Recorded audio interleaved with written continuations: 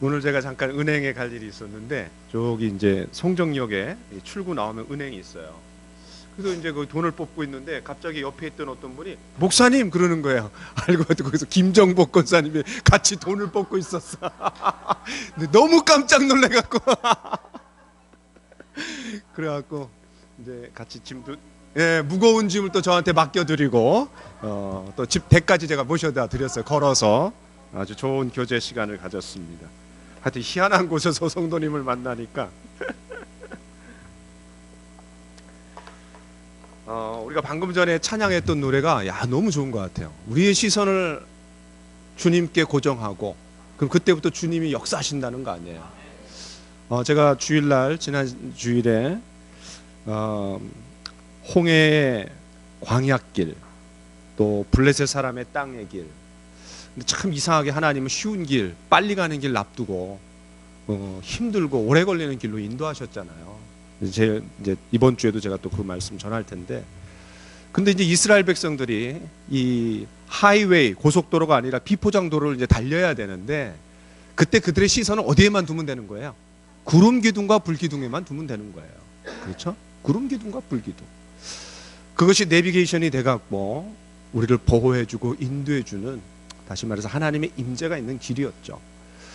그런데 이제 이 신약 시대에 와서는 구름 기둥과 불 기둥이 아니라 믿음의 주여 온전케 하시는 이 예수를 바라보라. 주님 바라볼 때 사실 모든 것들이 희미해졌던 거 선명해지고 힘들었던 거 좋아지고, 그렇죠? 또 울퉁불퉁한 길 평탄해지고, 그리고 주님께 시선만 고정할 수 있다라면 그것이 신앙생활의 처음이고 다인 것 같아요. 우리가 이제 요한복음을 보고 있는데, 자 여러분 요한복음 한번 1장을 펴보세요. 요한복음이 다른 어떤 복음서보다도 예수님께 시선을 고정하는 그런 복음서예요. 우리가 잘 알고 있는 것처럼 요한복음의 기록 목적이 요한복음 20장 31절, 오직 이것을 기록함은 예수께서 하나님의 아들이심을 믿고 그 이름을 힘입어 생명을 얻게 하려 함이라. 그래서 예수님이 하나님이시다. 예수님이 하나님이시다. 그리고 그분을 믿어야 된다. 믿을 때 우리가 생명이 있다. 예수님께 시선을 고정하는 그런 복음서가 이 요한복음인 것 같습니다. 자, 우리가 오늘 이제 다섯 번째 시간인데, 제가 이제 가만히 쭉 지금까지 한 내용들을 좀 살펴보니까 첫 번째 시간에는 이 사도 요한이 누군가, 저자가 누군가, 또 이 사도 요한이 쓴 책이 5권인데 각각의 특성이 뭔가, 이런 것들을 좀 살펴봤습니다. 두 번째는 그러면 이 사도 요한이 제일 먼저 쓴 게 이제 요한복음인데 이 요한복음의 구조가 어떻게 되는가? 집을 지을 때도 우리가 설계도가 있고, 그렇죠? 그 구조에 따라서 이 살이 붙는 거거든요. 그래서 전체적인 요한복음의 구조를 좀 살펴봤고, 7과 7이다. 요건 이제 우리가 머릿속에 집어넣고, 그다음 세 번째 시간에는 이 전체 내용의 어떤 그 큰 대저택이라면은 진입로가 되는, 다시 말해서 그 저택으로 들어갈 수 있는 하나의 그런 진입로가 되는 곳이 바로 이제 1장 1절부터 18절까지인데, 그 서론에서 머릿말에서 예수님을 어떻게 압축적으로 요약해서 설명하고 있는가, 이런 것들을 좀 살펴봤어요. 네 번째는 이 사도 요한이 바라봤던 세상이 어떤 세상인가. 왜 세상이라는 단어를 제가 썼냐면은 이 요한복음에서 세상이라는 단어가 되게 중요한 단어예요. 잊어버리면 안 됩니다. 예를 들어서 어떤 사람하고 우리가 대화를 하는데 그 사람이 말끝마다 하여튼 무슨 얘기만 하면 비전을 얘기해. 비전. 그럼 그 사람 관심사가 뭐예요? 비전이에요. 비전. 또 어떤 사람하고 대화를 하는데 무조건 하여튼 모든 결론이 북한이야. 북한 선교. 그럼 뭐예요? 북한에 꽂혀 있는 거야. 그런데 이 세상이라는 단어 되게 중요한 단어예요. 왜냐하면 이 세상이라는 단어가 성경 전체에 320번 나와요. 320번. 근데 그 중에 197, 거의 200번이에요. 이게 신약 성경에 나와요. 신약 성경. 나머지 이제 123번이 구약 성경에 나오는데, 그러니까 신약 성경이 세상에 대한 게 한 2배 정도가 더 많죠. 그런데 197회 중에 무려 73회가 어디에 있냐면 요한복음에서 나와요. 다시 말해서 신약 성경에 나오는 거에 약 3분의 1, 또 전체적으로 보면 약 5분의 1이 요 요한복음 한 책에 그냥 집중해서 나온다라는 거예요. 그러면 이 사도 요한의 관심사가 뭐예요? 네, 세상이에요. 세상. 그 세상에 예수님을 소개하고 싶은 거예요. 자, 그러면 이 사도 요한이 세상을 바라보는 관점이 뭐냐? 이 세상을 바라보는 관점. 먼저 이제 이 성경에서 이 세상을 얘기할 때 크게 세 가지 의미가 있습니다. 첫 번째는 하나님이 창조하신 모든 세상 만물을 가리킬 때 세상이라 그래요. 세상. 온 우주 만물, 삼라만상. 모든 하나님이 창조하신 것을 가리킬 때 세상이라 그래요. 또 하나는 그 세상에 살고 있는 사람들을 강조할 때 세상이라 그래요. 예를 들면 요한복음 3장 16절에 하나님이 세상을 이처럼 사랑하사 독생자를 주셨으니, 여기서 말하는 세상은 누구예요? 세상에 살고 있는 사람들을 얘기하는 거예요. 사람들. 세 번째는 그 세상이 움직여가는 하나의 원리, 시스템, 특별히 이 세상에 흐르는 흐름. 근데 그 흐름을 누가 조종하고 지배해요? 마귀가 지배해요. 그래서 그런 나쁜 의미로 얘기할 때 또 세상이라 그래요. 예를 들면 요한일서 2장 15, 16절에 이런 말씀이 있어요. 요한일서 2장 15절에 어떤 말씀이죠? 자, 우리 빨리 암송한 사람 얘기해 보세요.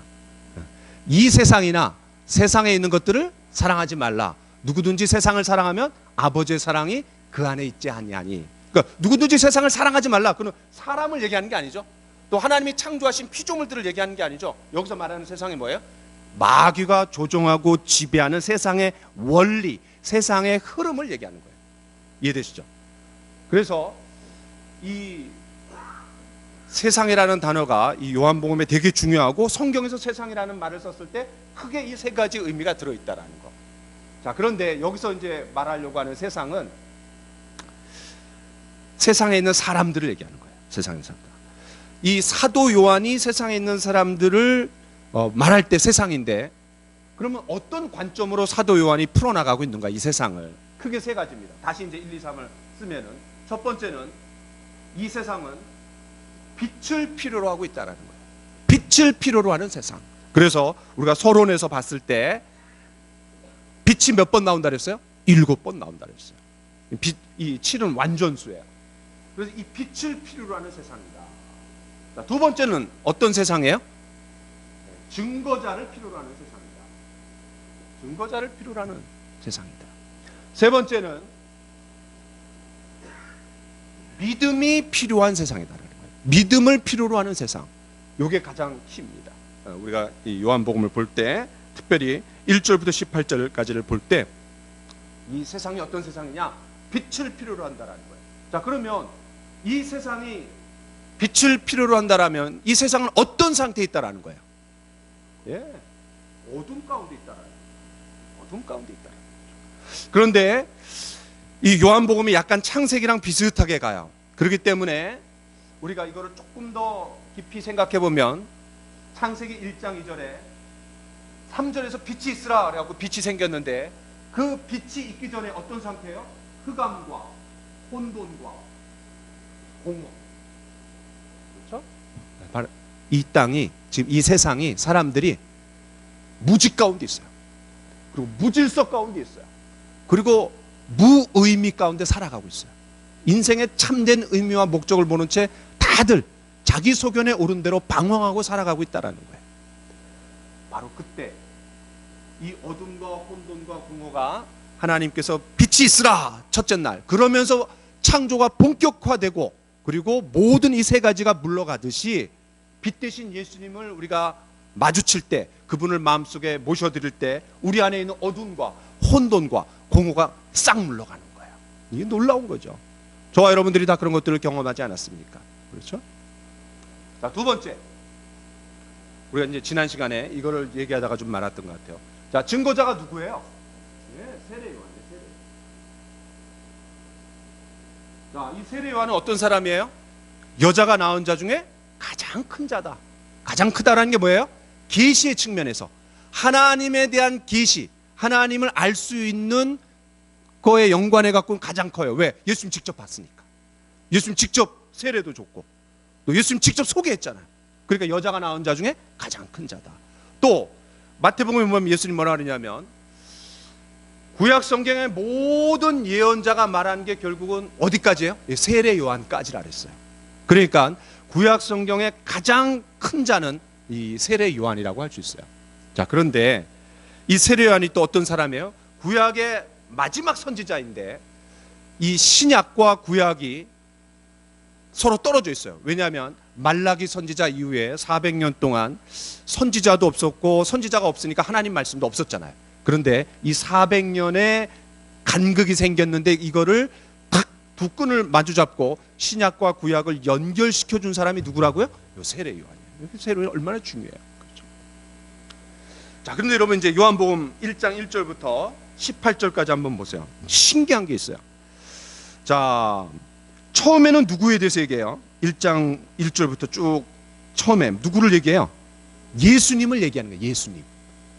태초에 말씀이 계시나 이 말씀이 하나님과 함께 계셨으니 이 말씀은 곧 하나님이시니라. 그런데 하나님도 맞아요. 그런데 이분이 누구냐면 말씀이 육신이 되어 우리 가운데 거하시면 그러니까 예수님이에요. 예수님. 예수님에 대해서 쭉 해요.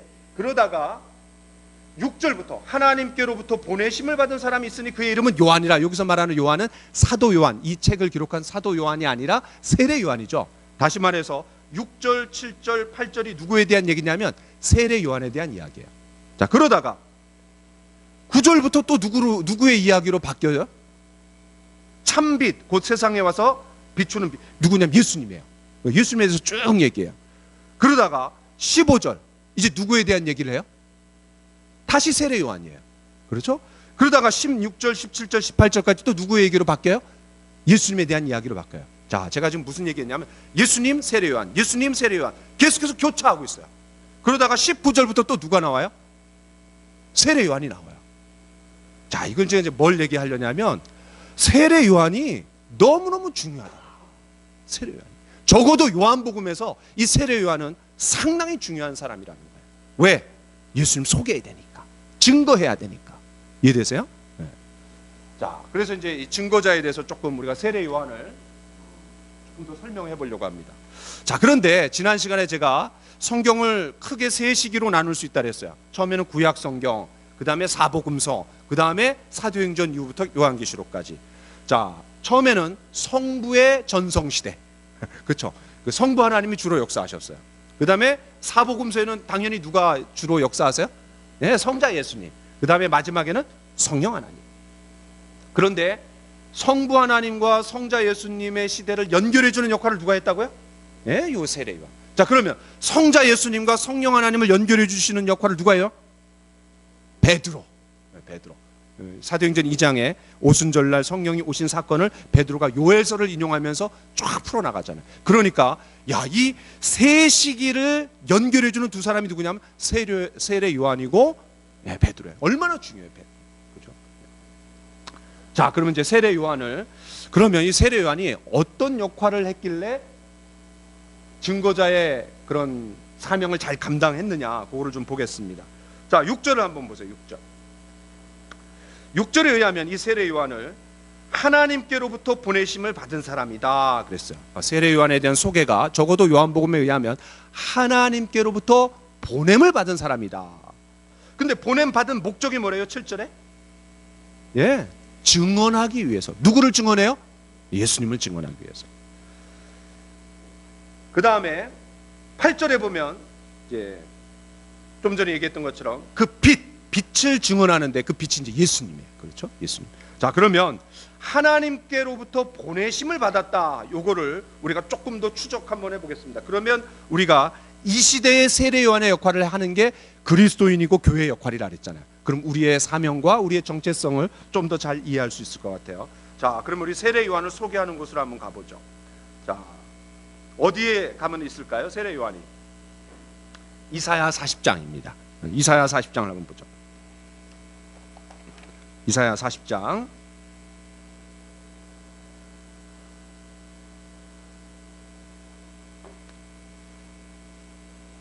3절을 같이 한번 읽어봅시다. 이사야 40장 3절 시작. 외치는 자의 소리여 이르되 너희는 광야에서 여호와의 길을 예비하라. 사막에서 우리 하나님의 대로를 평탄하게 하라. 자, 여기서 외치는 자의 소리요. 이거는 이제 여러분이 마태복음, 마가복음, 누가복음, 요한복음 이 사복음서를 읽을 때 공통적으로 나와요. 이 말씀을 인용해요. 이사야 40장 3절을. 그래서 이 세례 요한을 어떻게 소개하냐면 첫 번째로는 소리로 소개해요. 소리다. 그런데 이제 이 이사야 40장에 요 얘기가 나오는 게 의미가 있어요. 왜냐하면 여러분 그 이사야서는 총 몇 장까지 있을까요? 66장. 성경이 몇 권일까요? 66권이 똑같아요. 그런데 구약 성경은 몇 권이에요? 네, 39권. 신약 성경은 27. 그래서 39, 27이잖아요. 39, 27. 그런데 놀랍게도 이 이사야서가 1장부터 39장까지가 구약 성경의 내용하고 좀 되게 비슷해요. 결국 이스라엘 백성들이 그 바벨론 포로로 잡혀가요. 그리고 저주를 받아요. 불순종해서. 그런데 이 40장부터 66장까지, 다시 말해서 요 27장은 뭐를 가리킬까요? 신약 성경을 가리켜요. 그럼 질문 한번 해보죠. 40장부터 66장까지가 27장인데 가장 가운데가 몇 장일까요? 가장 가운데 50 몇 장이 되겠죠? 53장. 오, 야, 53장. 맞습니다. 53장. 근데 여러분 53장이 무슨 내용이게요? 예. 성경에서 예수님의 십자가의 죽음과 부활을 가장 잘 드러내는 곳이 이사야 53장이에요. 야, 이거 너무 신기하지 않아요? 별로 안 신기하구나. 저는 너무 신기한데. 야, 신약 성경을 얘기해 주는 40장부터 66장까지가, 그래서 여러분 66장, 65장, 63장, 62장 뭐 이런 데 보면 약간 요한계시록하고 비슷해요.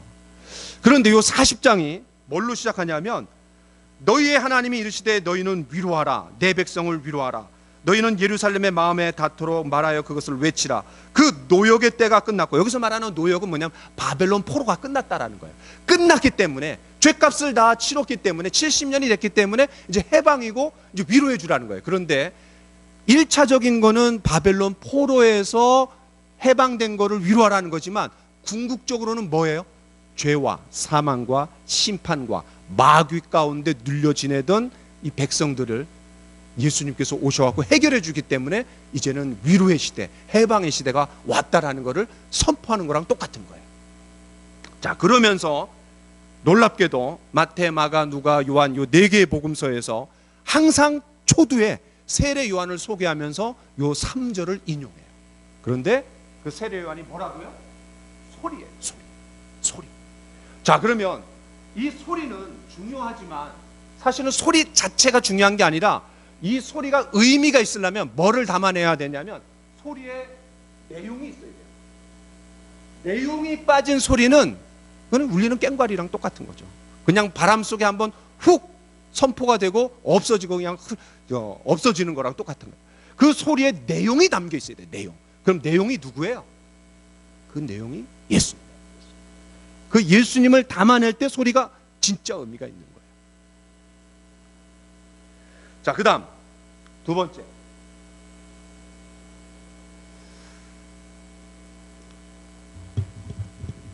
자, 마가복음 1장을 한번 보겠습니다. 마가복음 1장. 이사야 40장 3절에 나와 있는 소리를 이 세례 요한에다가 이제 빗댔는데, 또 마가복음에서는 어떻게 세례 요한을 소개하고 있는지 한번 1장을 한번 봅시다.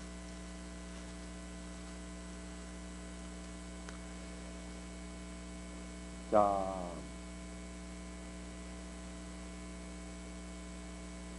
1장 2절을 같이 한번 읽어봅시다. 1장 2절.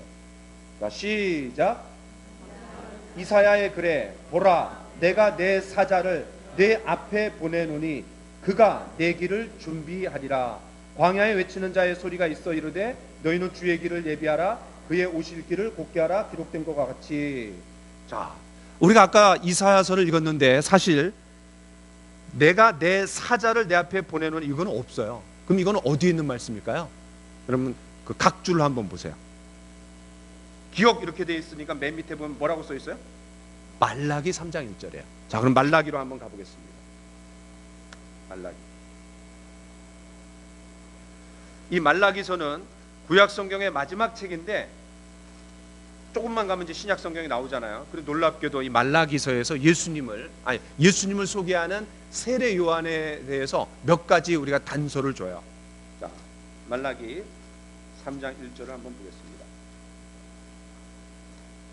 자, 우리 같이 한번 읽어볼까요? 시작. 만군의 여호와가 이르노라. 보라, 내가 내 사자를 보내리니 그가 내 앞에서 길을 준비할 것이요 또 너희가 구하는 바 주가 갑자기 그의 성전에 임하시리니 곧 너희가 사모하는 바 언약의 사자가 임하실 것이라. 자, 너희가 구하는 바 주가 갑자기 성전에 임하시리니 그 주님이 언약의 사자래요. 그런데 그 주님이 오시기 전에 누구를 먼저 보낸대요? 사자를 보낸다. 사자. 그러니까 이 세례 요한을 이사야 40장 3절에서 소리라 했고 여기서는 사자예요. 동물의 왕 사자를 얘기하는 건 아니죠. 여기서 말하는 건 메신저예요.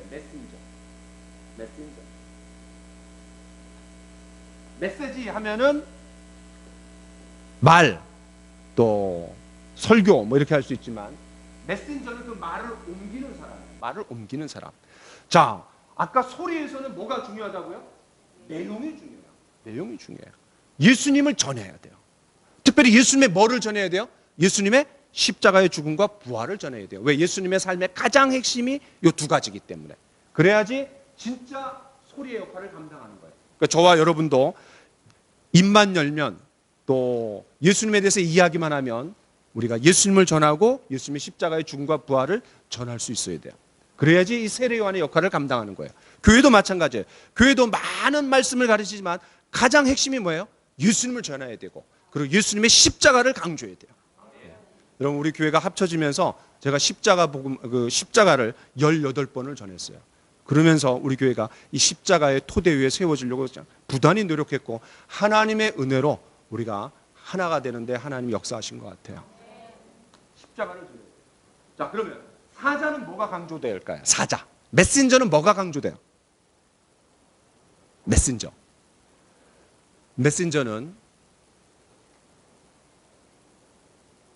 메신저가 중요한 게 아니라 누가 중요해요? 보내는 사람이 중요해요. 사자는 누군가가 보내는 사람이 있기 때문에 사자 아니에요. 그렇죠? 그래서 사자가 중요한 게 아니라 그 사자를 보내는 사람이 중요한 거예요. 역시 누가 보내는 거예요? 예수님이 보내는 거예요. 그 다음에 또 사자가 중요한 게 뭐예요? 자기 말을 하면 안 돼요. 다시 말해서 준말만 해야 돼. 전하라고 한 말만은 해야 되는 거예요. 이게 진짜 사자예요. 자, 이게 이제 또 우리에게 의미가 있는 것 같아요. 이 경험, 저 경험, 내 얘기 막 섞어서 하는 게 아니라 단순하게 예수님을 전하는 거예요. 예수님. 여러분, 나중에 이제 세례 요한을 보세요. 요한복음 1장으로 와보세요. 요한복음 1장. 이 세례 요한이 예수님을 어떻게 전하나? 자, 1장 29절. 여러분 잘 아시는 말씀입니다. 1장 29절. 같이 한번 읽어볼까요? 시작. 이튿날 요한이 예수께서 자기에게 나오심을 보고 이르되 보라, 세상 죄를 지고 가는 하나님의 어린 양이로다. 이 요한이 예수님을 전하는 얘기의 핵심이 뭐냐면 세상 죄를 지고 가는 하나님의 어린 양이로다. 세상 죄를 지고 가는 하나님의 어린 양이로다. 자, 그런데 36절을 한번 읽어보겠습니다. 시작. 예수께서 거니심을 보고 말하되 보라, 하나님의 어린 양이로다. 야, 얼마나 심플하고 단순하고 그러나 핵심이 들어가 있어요. 그렇죠? 하나님의 어린 양이다. 자기 얘기를 막 섞는 게 아니에요. 자기 얘기를. 그리고 오로지 자기를 보내준 그분에게만 초점을 맞추는 거예요. 그렇죠? 우리가 이제 나중에 보면은 그는 흥하여야 하겠고 나는 쇠하여야 하리라. 나는 그의 신들매를 그 신발을 끈을 풀어주는 것도 나는 감당하지 못할 그런 낮은 자다. 이러면서 계속해서 예수님을 높이는 거예요. 그렇죠? 자, 그 다음 세 번째. 이 세례 요한은 어떻게 이제 구약 성경에서 소개하고 있냐면, 자, 여러분 말라기를 다시 한번 가보겠습니다. 말라기 4장.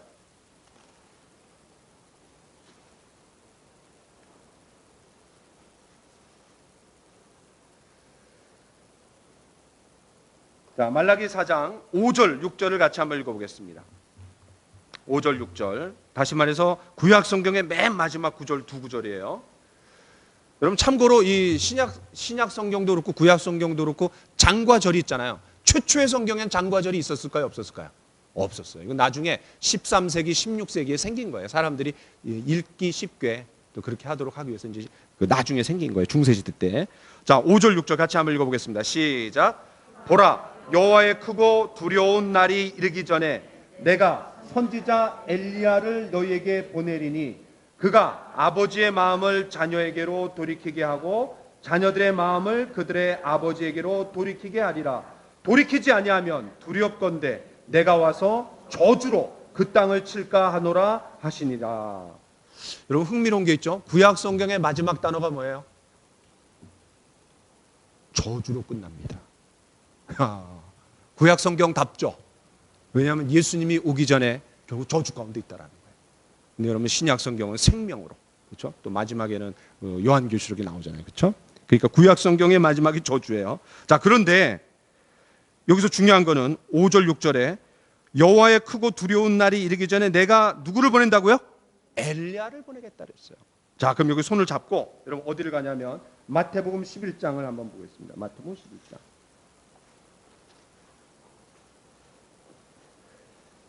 자, 마태복음 11장 14절. 자, 12절부터 보겠습니다. 12절. 자, 마태복음 11장 기왕이면 11절부터 보죠. 11절 시작. 내가 진실로 너희에게 말하노니 여자가 낳은 자 중에 세례 요한보다 큰 이가 일어남이 없도다. 아까는 이제 제가 설명을 했고 왜 크냐? 사실은 세례 요한보다 더 능력을 많이 베풀고 큰 선지자가 얼마나 많아요. 예를 들어서 엘리야 선지자도 있고 그렇죠. 그런데 적어도 세례 요한은 예수님을 직접 봤다라는 측면에서 크다라는 거예요. 자, 그다음 12절 시작. 세례 요한의 때부터 지금까지 천국은 침노를 당하나니 침노하는 자는 빼앗느니라. 그러니까 세례 요한 전과 후가 완전히 달라지는 거예요. 다시 말해서 세례 요한부터 새로운 시대가 열린다라는 거예요. 새로운 시대가 열린다. 자, 그다음 13절 시작. 모든 선지자와 율법이 예언한 것은 어디까지래요? 요한까지. 그러니까 구약 성경의 마지막 선지자라고 얘기해도 과언이 아니에요. 그렇죠? 자, 그다음 우리가 이제 진짜 보려고 하는 게 14절 시작. 만일 너희가 즐겨 받을진대 오리라 한 엘리야가 곧 이 사람이니라. 예수님 지금 무슨 말씀 인용하는 거예요? 말라기 4장 5절을 인용하는 거예요. 이해되시죠? 말라기 4장 5절에 뭐라 그랬어요? 보라, 여호와의 크고 두려운 날이 이르기 전에 내가 선지자 엘리야를 너희에게 보내리니. 하나님께서 엘리야 보내겠다 그랬어요. 그런데 그 엘리야가 누구라는 거예요? 세례 요한이야, 세례. 자, 그러면 이제 세 번째가 엘리야예요. 자, 우리 그리스도인 교회의 사명이 뭐냐? 증인의 역할을 해야 되는데, 그럼 증인의 역할을 잘 하려면은 신약 성경에서 세례 요한을 잘 주목해서 보면 우리의 역할과 사명을 잘 이해할 수 있잖아요. 그런데 이 세례 요한을 소리로 얘기했다. 그다음에 사자로 얘기했다. 그다음에 세 번째는 엘리야로 얘기했다. 자, 그러면 엘리야로 얘기했는데 그 엘리야로 얘기한 거의 의미가 뭐냐? 자, 우리 누가복음 1장으로 가보겠습니다. 누가복음 1장.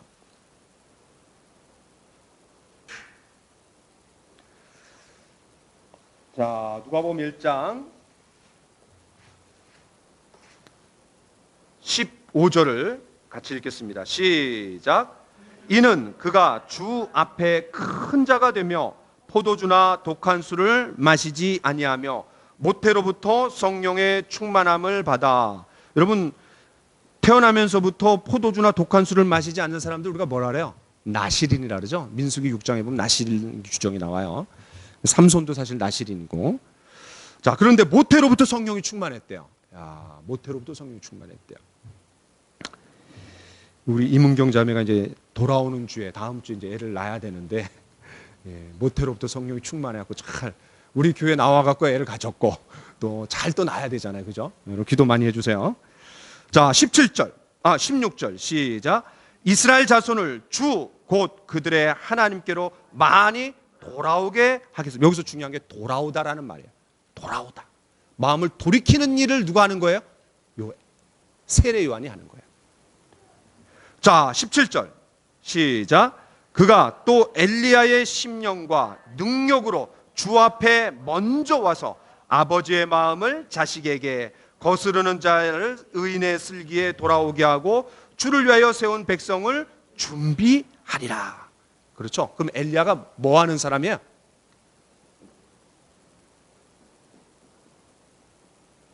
돌이키게 하는 역할. 돌이키게 하는 역할. 근데 돌이키게 하려면 하나님 아버지의 마음을 알려주는 거예요. 아버지의 마음을 자식에게 알려주는 것처럼 그런 중재자의 역할, 하나님이 어떤 분이신지, 하나님의 마음이 어떤 건지 알려줘갖고 사람들로 하여금 돌이키도록. 특별히 엘리야는 열왕기상 이제 하에서는 이제 엘리사가 나오고, 물론 이제 하 일부에는 이제 엘리야가 좀 나오지만, 여러분 엘리야가 어떤 사람이에요? 예수님 변화산상에서 두 사람이 나타나잖아요. 그때 누구예요? 모세와 엘리야가 나타나요. 왜 모세와 엘리야가 나타났을까요? 모세는 어떤 사람이에요? 이스라엘의 건국의 아버지예요. 건국. 이스라엘이라는 나라를 세우는데 아버지 역할을 했어요. 그 다음에 엘리야는 뭐예요? 구국의 아버지예요. 구국의 아버지. 왜냐하면 바알 신앙으로 넘어갈 뻔했는데 그거를 딱 잡아갖고 바알 신앙으로 가지 못하도록 잡은 사람이 누구냐면 엘리야예요. 엘리야 굉장한 사람이에요. 그런데 그때 하나님의 마음을 이스라엘 백성들에게 직접 전하고 보여주면서 그들의 마음을 바알 신앙에서 돌이키게 하는 역할을 했어요. 그런데 이 시대의 엘리야의 역할이 누구냐? 예수님 시대에 세례요한이었다. 세례요한. 자, 그렇기 때문에 저와 여러분들이 세례요한처럼 예수님을 잘 소개하고 증언해서 사람들로 하여금 믿게 해야 되는데, 그럼 우리의 역할이 뭐냐? 소리의 역할을 잘 해야 돼요. 소리가 잘 울릴 수 있도록 관리도 하고 또 닦기도 하고, 그리고 잘 하여튼 간수해 갖고 우리를 통해서 예수님이 잘 드러나도록 그렇게 해야 될 것 같아요. 두 번째는 사자. 내가 중요한 게 아니라 주님이 중요하고, 또 주님이 우리에게 주신 메시지를 가감없이 잘 사람들에게 전해 갖고 사람들이 예수님의 그런 원음을, 또 예수님의 메시지를 잘 들을 수 있도록 우리가 그 역할을 감당해야 되고, 또 그렇게 하기 위해서는 아무나 우리가 사자를 뽑지 않잖아요. 잘 훈련된 사람이 진짜 사자입니다. 다시 말해서 저와 여러분들이 예수님을 잘 전하는, 복음의 핵심을 잘 전하는 이 일에 있어서 잘 준비되고 훈련이 돼야 돼요. 훈련되지 않으면 사실은 그냥 자기가 느끼는 대로, 경험한 대로 그냥 막 뒤죽박죽으로 막 예수님 소개해요. 그러면 안 돼요. 자, 세 번째는 엘리야의 심정으로 다른 사람들을 주님께로 돌이키게 하는 일에 우리 모두가 쓰임 받아야 된다라는 사실들을 우리가 좀 생각해 볼 수 있는 것 같습니다. 자, 다시 요한복음 1장으로 넘어와서 우리가 6절, 7절, 8절을 같이 읽고 기도하는 시간을 갖도록 하겠습니다. 자, 우리가 소리, 사자, 엘리야 이런 마음을 좀 품고 우리가 이 말씀을 읽었으면 좋겠어요. 시작. 하나님께로부터 보내심을 받은 사람이 있으니 그의 이름은 요한이라. 그가 증언하러 왔으니 곧 빛에 대하여 증언하고 모든 사람이 자기로 말미암아 믿게 하려 함이라. 그는 이 빛이 아니요 이 빛에 대하여 증언하러 온 자라. 하나님께로서 보내심을 받은 사람인데 어떻게 보내심을 받았냐? 소리로 보내심을 받고, 사자로 보내심을 받고, 엘리야로 보내심을 받았어요. 저와 여러분도 이 시대에, 우리 교회가 이 시대에 정말 예수님을 잘 전하는 소리가 되기를 원합니다. 세상 사람들에게 예수님을 그대로 있는 그대로 전할 수 있는 사자가 되기를 원합니다. 하나님 아버지의 마음을 듬뿍 담아갖고 우리가 사람들에게 잘 알려서 정말 돌이키게 하는 엘리야의 심정을 가진, 또 능력을 가진 그런 교회가 되기를 원합니다. 기도하겠습니다. 하나님 아버지, 이 세상은 어둠과 혼돈과 공허 가운데 이 세상을 창조해 주신 창조주가 왔음에도, 자기 땅에 왔음에도 알아보지 못하고 거절했습니다. 이 세상은 빛을 필요로 하는 세상입니다.